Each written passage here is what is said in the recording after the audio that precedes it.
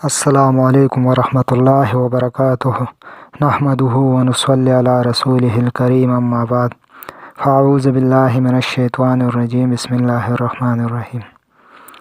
آج میں آپ لوگوں کے سامنے اپنے پیارے نبی حضرت محمد مصطفیٰ صلی اللہ علیہ وآلہ وسلم کا ایک حدیث مبارک پیش کرتا ہوں۔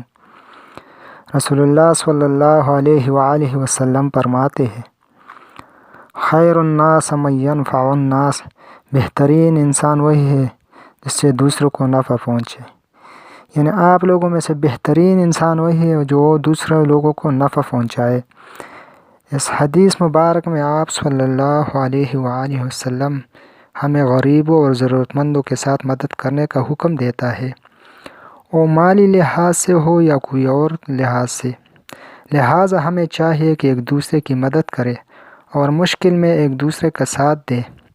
جو بندہ کمزور اور ضرورت مندوں کی مدد کرتا ہے، خواہ وہ کوئی مذہب سے بھی تعلق رکھتا ہو، تو معاشرہ بھی اس کی بڑی عزت کرتا ہے اور اس کو قدر کی نگاہ سے دیکھتا ہے، اور آپ صلی اللہ علیہ وآلہ وسلم نے بھی اس کو بہترین انسان فرمایا ہے۔